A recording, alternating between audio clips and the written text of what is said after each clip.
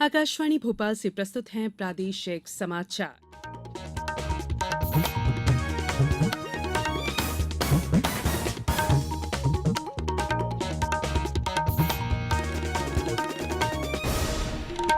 नमस्कार, समाचारों के साथ मैं संयुक्ता बनर्जी। सबसे पहले बुलेटिन के मुख्य समाचार। राज्य सरकार आज वित्त वर्ष 2023-24 के लिए विधानसभा में बजट पेश करेगी। मुख्यमंत्री ने 5 मार्च को शुरू होने वाली लाडली बहना योजना के प्रचार प्रसार पर जोर दिया। झाबुआ के आदिवासी अंचलों में आज से भगौरिया पर्व की शुरुआत होगी और भारत और ऑस्ट्रेलिया के बीच तीसरा क्रिकेट टेस्ट मैच आज से इंदौर में। अब समाचार विस्तार से। मध्य प्रदेश विधानसभा में आज राज्य सरकार अपना बजट पेश करेगी। प्रदेश के वित्त मंत्री जगदीश देवड़ा पहली बार पेपरलेस बजट पेश करेंगे। ये मुख्यमंत्री शिवराज सिंह चौहान के मौजूदा कार्यकाल का आखिरी बजट होगा। बजट भाषण का आकाशवाणी से सीधा प्रसारण किया जाएगा। पेश है हमारे संवाददाता की रिपोर्ट।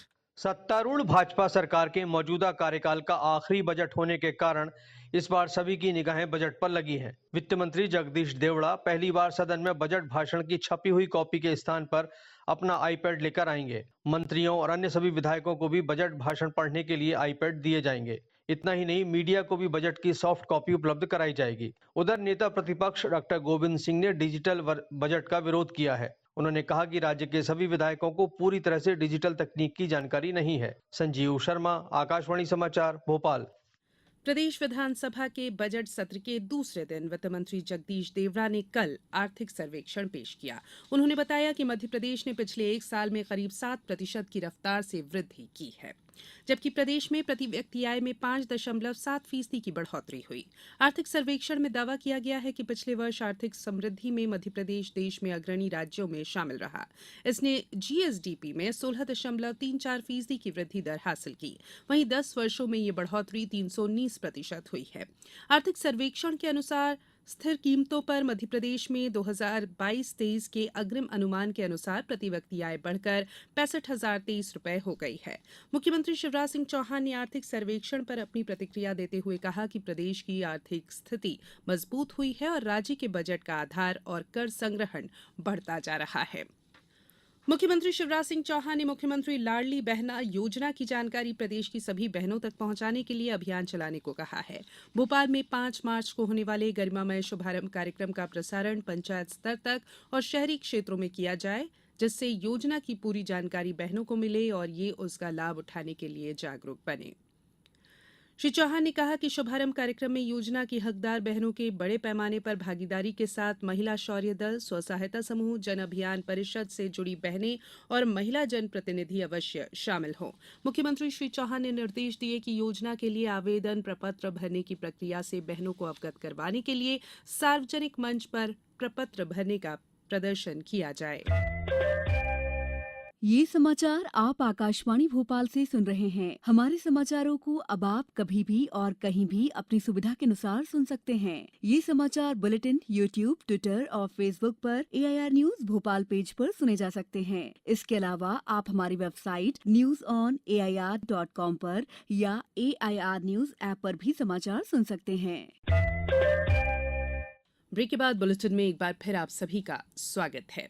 आदिवासियों का हर्ष और उल्लास का पर्व भगौरिया हाट की शुरुआत आज से झाबुआ के कल्याणपुरा, मदरानी, उमरकोट, मछलियां, बोड़ायता, करवड़ और ढेकल क्षेत्रों में हो रही है। भगोरिया हाट होलिका दहन के पूर्व जिले में भराए जाने वाले हाट बाजारों से शुरू होता है। इन हाट बाजारों में सुबह से ही ग्रामीण इलाकों से लोगों का पहुंचना शुरू हो जाता है, जो कि धीरे धीरे मेले के रूप में परिवर्तित हो जाता है। इस दौरान लगने वाले हाट बाजारों में दूर दराज से आने वाले ग्रामीण आदिवासी भी हाट बाजारों में लगने वाले झूले चक्री का जमकर आनंद लेते हैं। जनजातीय कार्य विभाग के अधीन प्रदेश के 95 सीएम राइज विद्यालयों में कल राष्ट्रीय विज्ञान दिवस मनाया गया। रमन प्रभाव की खोज के उपलक्ष्य में ये दिवस मनाया जाता है। इस बार विज्ञान दिवस की थीम वैश्विक कल्याण के लिए वैश्विक विज्ञान रही। इंदौर जिले के मानपुर स्थित नवोदय विद्यालय में इस अवसर पर कार्यक्रम हुआ। नर्मदापुरम जिले के इटारसी में राष्ट्रीय विज्ञान दिवस पर शासकीय MGM कन्या कॉलेज में ऊर्जा संरक्षण और ऊर्जा संवर्धन विषय पर कार्यशाला आयोजित की गई। खंडवा में इस अवसर पर ऊर्जा संरक्षण और ऊर्जा संवर्धन विषय पर निबंध, पेंटिंग, स्लोगन, पोस्टर निर्माण और भाषण प्रतियोगिता का आयोजन किया गया। आगरमालवा के सीएम राइज स्कूल में राष्ट्रीय स्तर पर तैयार की गई वैश्विक कल्याण के लिए वैश्विक विज्ञान थीम पर आधारित लघु नाटिका से समाज में जागरूकता लाने का प्रयास किया गया। डिंडौरी में विज्ञान मॉडल प्रदर्शनी का आयोजन विज्ञान विभाग द्वारा किया गया, जिसमें छात्र छात्राओं द्वारा विभिन्न मॉडल और पोस्टर तैयार किए गए। बात करेंगे मौसम की। इस साल मार्च से मई महीने के दौरान मध्य और आसपास के उत्तर पश्चिमी भारत के कई क्षेत्रों में लू पड़ने की संभावना बढ़ गई है। मार्च से मई तक गर्मी को लेकर मौसम के दृष्टिकोण पर मौसम विज्ञान विभाग के वैज्ञानिक एससी भान ने कहा कि मार्च के दौरान हालांकि मध्य भारत में लू पड़ने की संभावना कम है। मई तक पूर्वोत्तर भारत, पूर्व और मध्य भारत और उत्तर पश्चिम भारत के अधिकांश हिस्सों में सामान्य से अधिक तापमान का अनुमान लगाया गया है। इधर मार्च का महीना शुरू होने से पहले ही प्रदेश तपने लगा है। कई शहरों में दिन का तापमान 37 डिग्री के पार पहुंच गया है, जबकि रात में पारा 20 डिग्री तक रहा। मौसम वैज्ञानिकों का कहना है कि आज भी मौसम गर्म ही रहेगा। भोपाल, सागर की रातें गर्म रहेंगी तो मंडला, खंडवा, खरगोन, इंदौर समेत कई शहरों में दिन का तापमान 35 डिग्री के पार पहुंच जाने का अनुमान है। मौसम विभाग द्वारा दिए गए आंकड़ों के अनुसार सोमवार को प्रदेश का दमोह सबसे ज्यादा गर्म रहा। यहां अधिकतम तापमान 37 डिग्री रिकॉर्ड किया गया। इस बीच केंद्रीय स्वास्थ्य सचिव राजेश भूषण ने राज्यों को गर्मी के प्रभाव को दूर करने के लिए प्रभावी कदम उठाने को कहा है। मंत्रालय ने पर्याप्त मात्रा में आवश्यक दवाएं, अंतःशिरा तरल पदार्थ, आइस पैक, ओआरएस और सभी आवश्यक उपकरणों की पर्याप्त मात्रा में उपलब्धता के लिए स्वास्थ्य सुविधा तैयारियों की समीक्षा करने को कहा है। भारत और ऑस्ट्रेलिया के बीच तीसरे टेस्ट क्रिकेट मैच की शुरुआत आज घंटी बजाकर की जाएगी। इस टेस्ट मैच के अवसर पर इंदौर के होलकर स्टेडियम स्थित खिलाड़ियों के ड्रेसिंग रूम के सामने एक बड़ी पीतल की घंटी लगाई गई है। हर दिन खेल शुरू होने से 5 मिनट पहले खेल से जुड़ी हस्तियां घंटी बजाकर खेल शुरू होने का संकेत देंगी।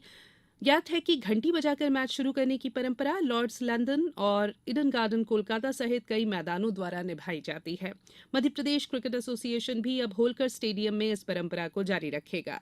इस टेस्ट मैच से पहले दोनों कप्तानों, एमपीसीए के पदाधिकारी संजय जगदाले और रिचर्ड होलकर की उपस्थिति में भारत के पहले टेस्ट कप्तान स्वर्गीय सीके नायडू की प्रतिमा का अनावरण भी किया जाएगा। इस प्रतिमा को मध्य प्रदेश क्रिकेट एसोसिएशन के प्रस्तावित म्यूजियम में रखा जाएगा। ये समारोह टॉस के तुरंत बाद होगा। अब कुछ समाचार संक्षेप में। मुख्यमंत्री तीर्थ दर्शन योजना के तहत 16 मार्च को खंडवा जिले के वरिष्ठ नागरिक कामाख्या जाएंगे। मंदसौरवाड़ी परियोजना के तहत 1200 किसानों को इस परियोजना से जोड़ने का लक्ष्य रखा गया है, जिसमें से 730 वाड़ी स्थापित की जा चुकी हैं। शिवपुरी जनपद की ग्राम पंचायत सिंहनिवास में पुष्कर धरोहर योजना के अंतर्गत तालाब के जीर्णोद्धार का काम जारी है। जिला पंचायत के कार्यपालन अधिकारी उमराव सिंह मरावी ने कल कार्य का निरीक्षण किया।